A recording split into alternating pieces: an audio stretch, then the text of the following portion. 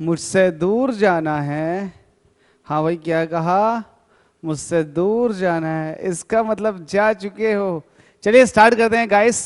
Physics के lecture number 14 को, अभी चैप्टर नंबर 1 ही चल रहा है। यार बहुत लेंथी चैप्टर है। लगभग इसके अंदर आई थिंक 200 प्लस क्वेश्चन है। तो अब लेंथी तो बनना ही है, क्योंकि हम 10 क्वेश्चन डिस्कस करते हैं। हम चाहते ये हैं कि थोड़ा डिस्कशन किया जाए, लेकिन एक कंप्लीट डिस्कशन हो, वीडियो ज़्यादा लेंथी भी ना हो, ताकि आप लोग बोर्ड हो जाएं। इसलिए वीडियो लेंथ भी एक प्रॉपर तरीके से मेंटेन की जाती है कि बस 30 मिनट्स के अंदर अंदर ही रहे। चलिए स्टार्ट कर देते हैं लेक्चर नंबर 14। ये चैप्टर जो लिया गया है वो ल्यूसेंट से लिया गया है, क्योंकि आप लोगों की डिमांड थी कि ल्यूसेंट के एमसीक्यू सॉल्व कराएं। और चैप्टर नंबर 1 ही है जिसका नाम है मैकेनिक्स, जिसको हम यांत्रिकी बोलते हैं। तो इसके अगले 10 क्वेश्चनों का डिस्कशन बड़ा जानदार रहने वाला है। पहला क्वेश्चन इस लेक्चर का, इसमें कह रहा है जब शुद्ध जल में डिटर्जेंट डाला जाता है तो पृष्ठ तनाव। आपको थोड़ा डिटर्जेंट के बारे में बता देता हूं। एक्चुअल में डिटर्जेंट जो होते हैं ना, बड़ी खास चीज होती है यार डिटर्जेंट। डिटर्जेंट एक ऐसी चीज है कि अगर उसे आप रख दोगे तो जिंदगी भर तक वो डिकम्पोज नहीं होगा। इतनी खतरनाक चीज है डिटर्जेंट। आपने डिटर्जेंट देखा होगा, जो निरमा का डिटर्जेंट आता है, ये बिल्कुल नहीं गलेगा भाई। अगर आप इसे रख दोगे तो सूख जाएगा, लेकिन गलेगा नहीं। तो ये आप ये कहें कि ये कभी गलता नहीं है। अगर आप साबुन रख दें, नहाने वाले साबुन जो होते हैं, तो वो धीरे धीरे डिकम्पोज हो जाते हैं। बट डिटर्जेंट जो होता है ना, वो डिकम्पोज नहीं होता, इसलिए ये हार्मफुल है एनवायरमेंट के लिए, बहुत ही ज्यादा खतरनाक है डिटर्जेंट। खैर ये तो अलग बात है, लेकिन हम जो चल रहे हैं वो चल रहे हैं सरफेस टेंशन। हमसे कह रहा है जब शुद्ध जल में डिटर्जेंट डाला जाता है तो पृष्ठ तनाव। थोड़ा इसके बारे में लॉजिक समझ लेते हैं। लॉजिक क्या है? जानदार लॉजिक है, मजेदार। देखिए पृष्ठ तनाव तो आप जानते ही हैं। पृष्ठ तनाव आप जानते हैं कि वाटर मॉलिक्यूल्स एक दूसरे से बंधे हुए होते हैं। किस फोर्स के थ्रू? ये होता है कोहेसिव फोर्स, जिसको बोलते हैं ससंजक बल। ससंजक बल के थ्रू ये जुड़े हुए होते हैं, इसलिए इनके बीच में एक तनाव रहता है। उस तनाव, वो तनाव धीरे धीरे पूरे पृष्ठ पर आ जाता है, और फिर उसको बोलते हैं पृष्ठ तनाव। तो ये एक्चुअल में ये ऐसा हो रहा होता है कि वाटर मॉलिक्यूल एक दूसरे पर क्या लगाते हैं? कोहेसिव फोर्स लगाते हैं, ससंजक बल लगाते हैं। अब अगर मैं इस बल को किसी तरीके से कमजोर कर दूं तो आप कहोगे कि यार अगर बल आपने कमजोर कर दिया तो इसका मतलब फिर सरफेस टेंशन घट जाएगी। तो मैं कहूंगा बिल्कुल सही कहा आपने कि इस बल को कमजोर करने से सरफेस टेंशन घट जाएगी। तो इसके बहुत सारे तरीके हैं। एक तरीके तो यह है कि तुम पानी को गर्म करना शुरू कर दो। जब गर्म करोगे तो इन दोनों के बीच में रैंडमनेस आ जाएगी, ये भागने की कोशिश करेंगे, जिसकी वजह से वाटर के मॉलिक्यूल्स के बीच जो होगा फोर्स वो कम हो जाएगा, जिसकी वजह से सरफेस टेंशन घट जाएगी। एक तरीका तो ये है। दूसरा तरीका ये भी हो सकता है कि आप उसमें कोई चीज ऐसी डाल दो जो घुले ना घुलने से क्या होता है? सरफेस टेंशन घट जाती है। सरफेस टेंशन की एक प्रॉपर्टी है। प्रॉपर्टी यह है कि अगर आप उसके अंदर दो तरह के सब्सटेंस, सोल्यूबल और दूसरा आता है नॉन सोल्यूबल। कौन सा? Non soluble. सोल्यूबल और नॉन सोल्यूबल। सोल्यूबल का मतलब होता है घुलने वाले, घुलने वाले। और नॉन सोल्यूबल का मतलब होता है ना घुलने वाले, ना घुलने। या तो वो पार्शली घुले हैं या फिर घुले ही ना। अगर आपने ऐसे दो सब्सटेंस के ऊपर अगर विचार करना तो कर लीजिएगा। सोल्यूबल का मतलब होता है पूरी तरह से घुलने वाले, जैसे कि चीनी, दूसरा नमक।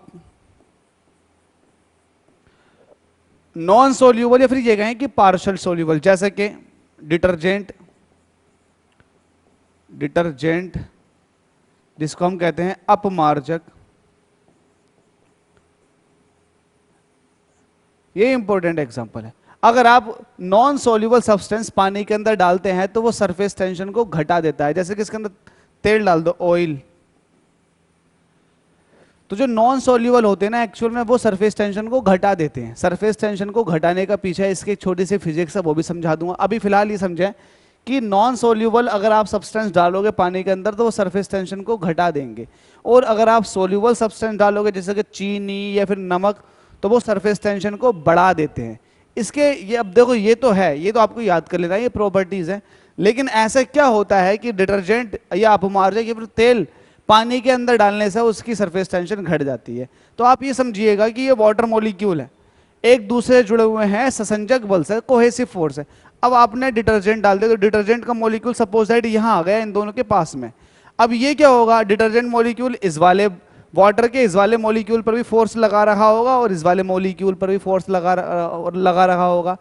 तो जिसकी वजह से क्या होगा, नेट फोर्स जो वाटर मॉलिक्यूल्स के बीच में लग रही होगी एक दूसरे के बीच में, वो कम हो जाएगी। जब वो कम हो जाएगी तो आप ऑब्वियसली समझ जाओ, उसके कम होने से सरफेस टेंशन भी क्या हो जाएगी, कम हो जाएगी। तो यही रीजन है कि जब डिटर्जेंट पानी के अंदर डाला जाता तो सरफेस टेंशन क्या होती है, घट जाती है। क्यों घट जाती है, रीजन आपको बता दिया। अगला क्वेश्चन देख लेते हैं, जिसमें हमसे कह रहा है साबुन को जल में घोलने पर पृष्ठ तनाव, अभी बताया था क्या होता है, घट जाता है। रीजन आपको बता चुका हूं, घटने का रीजन क्या है। घटने का रीजन एक जल्दी से थोड़ा सा एकदम समझ लीजिए, ये वाटर मॉलिक्यूल है, ये वाटर मॉलिक्यूल है, इन दोनों मॉलिक्यूल्स के बीच में एक फोर्स लग रही थी। अब हुआ क्या, जैसे ही आपने इसके अंदर तीसरा मॉलिक्यूल डाल दिया, ये है सर्फ, सर्फ जिसको आप बोलते हैं डिटर्जेंट, डिटर्जेंट आपने डाल दिया। अब क्या होगा, डिटर्जेंट डालने से ये होगा कि ये इस पर भी फोर्स लगाएगा, ये इस पर भी फोर्स लगाएगा, जिसकी वजह से ये ग्रीन वाली जो है, ग्रीन, ये कम हो जाएगी। जैसे ये फोर्स कम हो गई, जिसकी वजह से क्या हो जाएगा, सरफेस टेंशन भी कम हो जाएगा, क्योंकि सरफेस टेंशन तो इन दोनों मॉलिक्यूल्स के बीच में लगने वाले फोर्स की वजह से आ रही थी। ठीक है, अगला क्वेश्चन। अगले क्वेश्चन में आपसे कह रहा है, क्या कह रहा है, देखो, संवातक कमरे की छत के निकट लगाए जाते हैं, क्योंकि संवातक आप समझते हो ना, संवातक जैसे कि कमरा आपका ये है, ये कमरा है, तो कमरे की छत पर इस तरह संवातक लगाए जाते हैं। अब संवातक क्यों लगाए जाते हैं, क्योंकि अंदर जो कमरे के अंदर हीट है, सांसें हैं, वो सब इसमें से गर्म हवाएं इसमें से निकल के बाहर चली जाएं। अगर इसमें से निकल कर बाहर चली जाएंगी तो कमरे का टेम्परेचर नॉर्मल रहेगा, अगर नहीं निकलेंगी तो इसके अंदर टेम्परेचर भी बढ़ जाएगा और सफोकेशन भी बढ़ जाएगी। तो यही किया जाता है कि भाई इसके अंदर से जो गैसेज हैं, सांस वगैरह की जो गैसेज है वो बाहर निकल जाए, तो इसने संवादक को निकट लगाया जाता। तो ये हो गया, सांस में छोड़ी हुई गर्म हवा ऊपर उठती है और बाहर चली जाती है। आपको पता है ना, जितनी भी गर्म हवाएं होती हैं वो सराउंडिंग के मुकाबले थोड़ी हल्की होती हैं, क्योंकि उनके पास रैंडमनेस ज़्यादा होती है। हल्की होने की वजह से वो ऊपर को उठती हैं, बस इसी की वजह से हम क्या कर लेते हैं, उनको बाहर निकाल लेते हैं।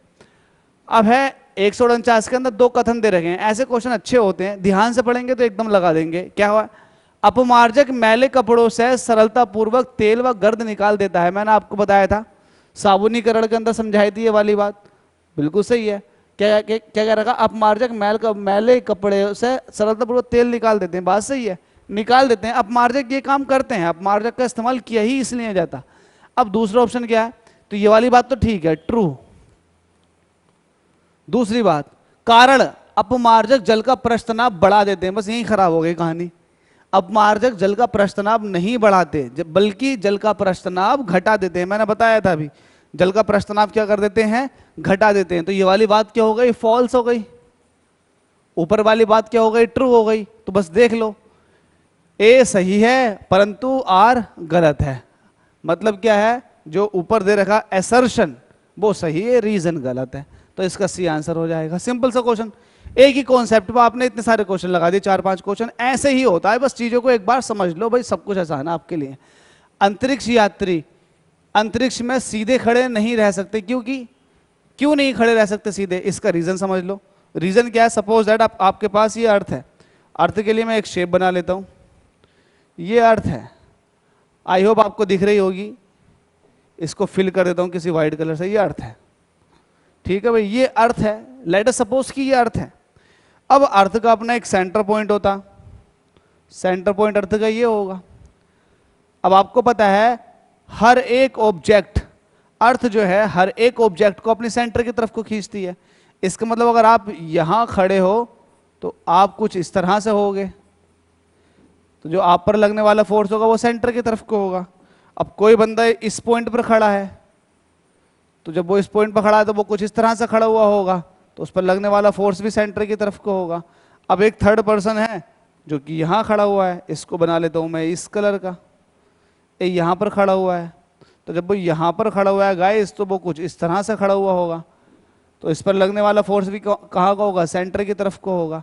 तो इससे ये पता चला कि ग्रेविटी जो होती है ना, वो एक्चुअल में ग्रेविटी जो होती है वो हमें सीधे खड़े रखने के लिए प्रयत्न करती है और हमें सीधा खड़ा रखती है। क्यों, क्योंकि वो हम पर एक डाउनवर्ड फोर्स लगाती है जिसको बोलते हैं गुरुत्वीय बल। जिसकी वजह से हम सीधे खड़े रहते हैं। इस पर्टिकुलर पेन को अगर मैं ऊपर को छोड़ता हूं तो वापस से ये सीधा नीचे की तरफ को आएगा। अगर इस पॉइंट से मैं डायरेक्ट एक लाइन इन मतलब एक इमेजिनरी लाइन लेकर जाऊंगा तो वो इमेजिनरी लाइन वो इस सेंटर से पास होगी। ठीक है, तो इससे ये पता लगता है कि गुरुत्व जो होता है ना एक्चुअल में वो हमें सीधे खड़े रखता। अब यहाँ का पर्सन और यहाँ का पर्सन देखो, एक दूसरे के अंदर 180 डिग्री का फर्क है। एक ऊपर को देख रहा है तो एक इधर को देख रहा, अपोजिट डायरेक्शन 180 डिग्री का फर्क है। लेकिन यहाँ वाले बंदे को ये लग रहा है कि मैं सीधा खड़ा हूँ, यहाँ वाले बंदे को ये लग रहा है कि मैं सीधा खड़ा हूँ। लेकिन अगर एक दूसरे के रिस्पेक्ट की बात करेंगे तो ये कहेंगे कि यार मैं तेरे रिस्पेक्ट में उल्टा हूँ, तू मेरे रिस्पेक्ट में उल्टा। लेकिन अगर सेंटर के अलोंग कहेंगे तो कहेंगे कि मैं भी सीधा खड़ा हूँ, तू भी सीधा खड़ा। तो ये गुरुत्व की वजह से ही पॉसिबल है, अगर गुरुत्व नहीं होता तो फिर ये भी नहीं होता। तो इसका सीधा सीधा आंसर क्या हो जाएगा, गुरुत्व। अब अंतरिक्ष के अंदर तो कहीं गुरुत्व नहीं होता, तो कहाँ कैसे पता लगेगा कि भाई किधर को खड़ा होना, इसलिए कोई फोर्स भी एक्ट नहीं करती उन पे। अगला क्वेश्चन, यदि केशनली का व्यास दोगुना कर दिया जाए तो इसमें चढ़ने वाले जल की ऊंचाई, बात क्या है, केशनली का व्यास, केशनली के व्यास की बात चल रही है। किसके व्यास की बात चल रही है, केशनली के व्यास की। अब केशनली के व्यास को दोगुना किया जा रहा है।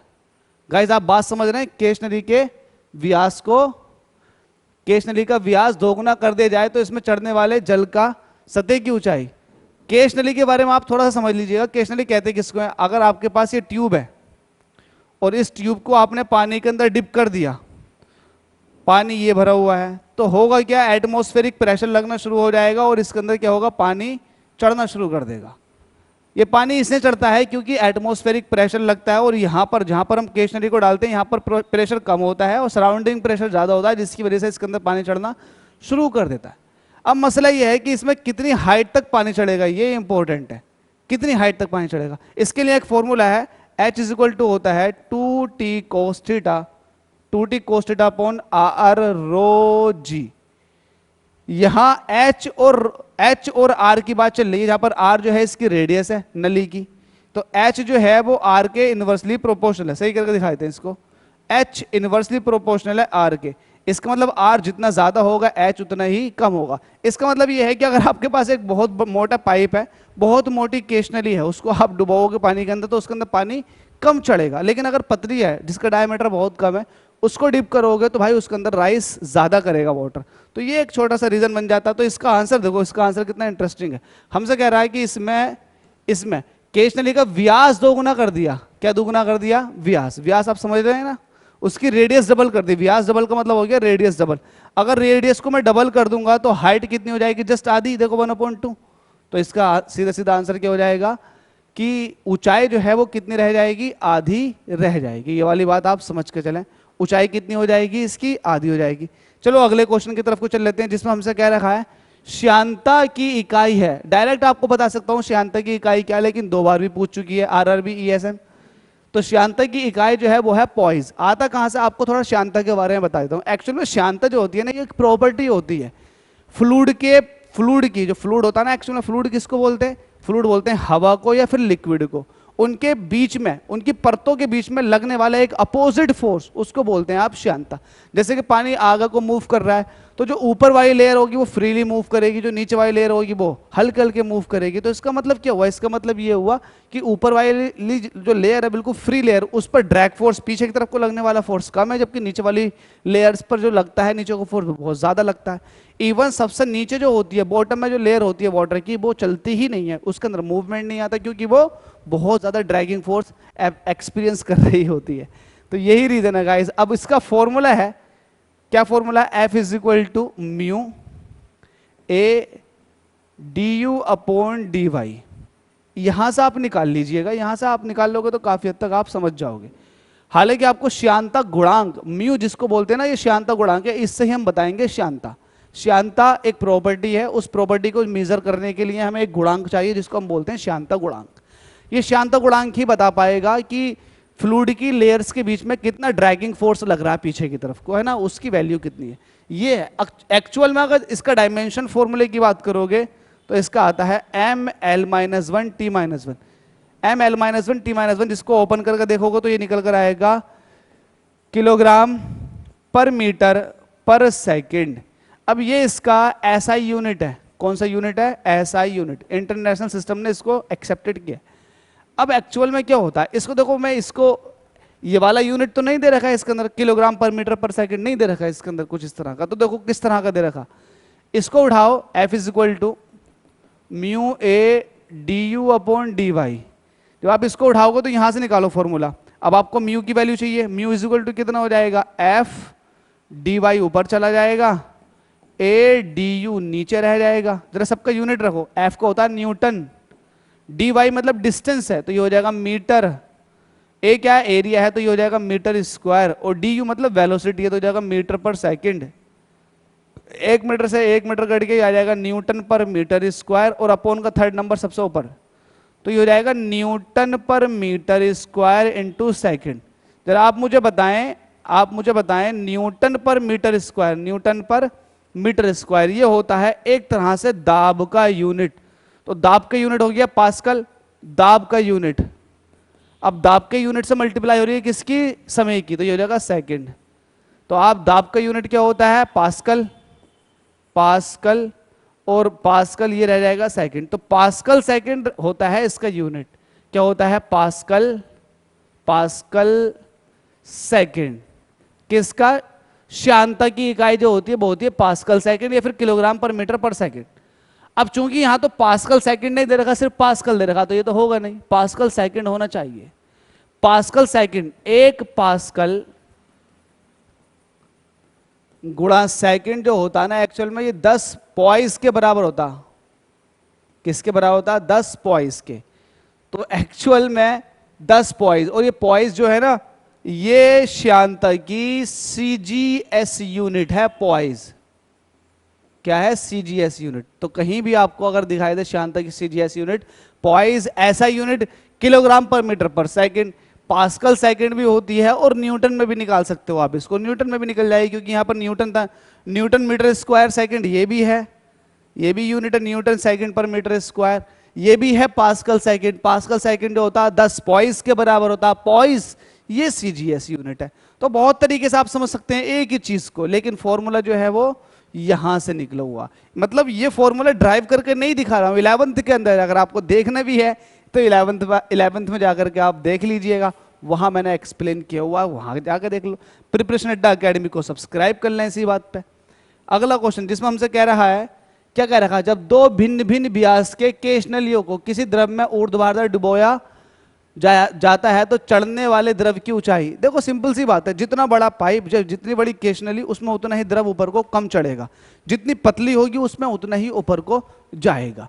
अब मसले सीधे सीधे यहां से आ गया, क्या आ गया? हाइट जो है वो रेडियस के इनवर्सली प्रोपोर्शनल है, अभी समझा चुका हूं आपको, हाइट रेडियस के इनवर्सली प्रोपोर्शनल। तो जिसकी रेडियस ज्यादा उसमें हाइट कम, बात ये है।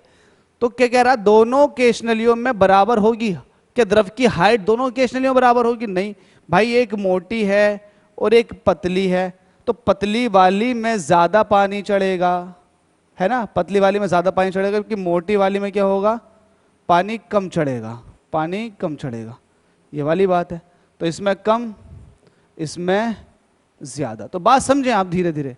क्या समझें? दोनों केश नलियों में बराबर होगी? नहीं भाई, पानी की हाइट बराबर हो ही नहीं सकती, क्योंकि हाइट जो डिपेंड करती है वो रेडियस पर करती है। जब रेडियस है ही नहीं तो हाइट किस बात की? अधिक व्यास वाली केश नली में अधिक होगी, अधिक व्यास वाली केश नली में तो द्रव बेटे कम चढ़ता है, अधिक नहीं चढ़ता। तो ये वाली बात भी गलत हो गई।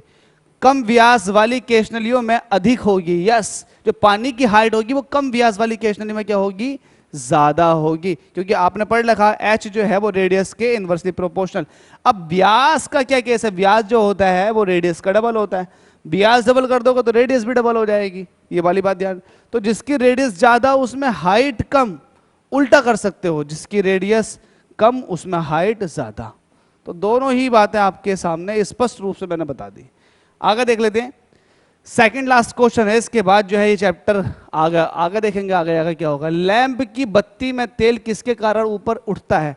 आपने देखा होगा लैंप की बत्ती, आपने पुराने जमाने के हैं अगर आप, तो आपने देखा होगा लैंप के अंदर हम एक बत्ती लगाया करते थे, वो बत्ती नीचे को आती थी और वो आके यहां तेल के अंदर, तेल, कैरोसिन ऑयल, इसके अंदर डिप रहती थी। अब ये जो बत्ती होती है ना, ये छोटे छोटे धागों से मिलकर बनी हुई होती है। वो छोटे छोटे धागे जो होते हैं ना, छोटे छोटे धागे, वो अपने आप में केश नली हैं। क्या है वो? अपने आप में केश नली, केश नली, केश नली। जब वो केश नली है, अपने आप में केश नली है, तो हमें पता है केश नली के अंदर द्रव चढ़ता है। केश नली के अंदर क्या करता है? द्रव चढ़ता है। तो द्रव चढ़ के यहां तक पहुंच जाया करता, इसलिए तेल जो था वो यहां तक आ जाया करता, फिर हम इसको आग लगा दिया करते थे, फिर ये जलता था। समझ रहे हो ना? समझ रहे हो? तो ये किसके सिद्धांत पर काम करता है? केश नली में द्रव का चढ़ना केशिकात्व कहलाता है। क्या कहलाता? केशिकात्व। तो ये केशीय, केशिकीय घटना है, केशिकीय। ठीक है भाई। अच्छा, केशिकात्व या केशी क्यों कहा गया है? क्योंकि केश नली जो होती है वो हमारे बाल के साइज के बराबर होती है या फिर उसके आसपास होती है। अब बाल जो होते हैं वो केश कहलाते हैं, तो इसलिए इनका नाम भी केशकीय पड़ा गया है। फिर केश, केश कांति, केश किंग, ये सब। पानी में लोहे की सुई डूब जाती है लेकिन जहाज तैरता रहता है, ये सिद्धांत आर्किमिडीज का है, आपको पता होगा। आर्किमिडीज ने यही कहा था, जब किसी वस्तु को द्रव में पूर्ण अथवा आंशिक रूप से डुबोया जाता है तो उसके वजन में आई कमी उसके द्वारा हटाए गए भार के बराबर होती है। ये वाली बात तो आपको अच्छे से पता। ठीक है, चलिएगा भाई, अगला क्वेश्चन देख लेते हैं। मुझे हंसी इस वजह से आई है, एक्चुअल में आर्किमिडीज का सिद्धांत ना गर्लफ्रेंड बॉयफ्रेंड के लिए भी लगता है। वो क्या लगता है आपको बता दे? वो ये है, चलो सुना ही देते हैं यार।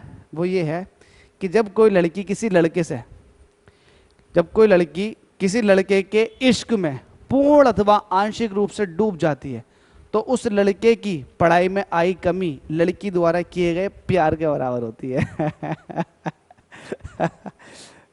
मैं इस तरह की बातें करता नहीं हूँ, लेकिन यार एंजॉय कर लिया, कोई दिक्कत नहीं है। चलिए कभी अगले क्वेश्चन की तरफ देख लेते हैं। पानी में लोहे की सुई किसकी वजह से आर्किमिडीज? अगला क्वेश्चन, अरे नहीं भाई, ये लास्ट क्वेश्चन था। यहाँ आकर के ये चैप्टर अभी खत्म नहीं होता है, क्योंकि चैप्टर के अंदर 200 प्लस क्वेश्चन है, तो अभी कहानी आगे बाकी है। अभी जिंदा हूँ मेरे यार, लेकिन इस चैप्टर के अंदर यार कुछ नई चीज़ें सीखी, आपको सिखाई, तो उम्मीद करता हूँ कि आपने कुछ नया सीखा होगा। अगर सीखा तो थम्स अप जरूर करें, वीडियो को लाइक करें, चैनल को सब्सक्राइब करें। वीडियो देखने के लिए आपका बहुत बहुत धन्यवाद।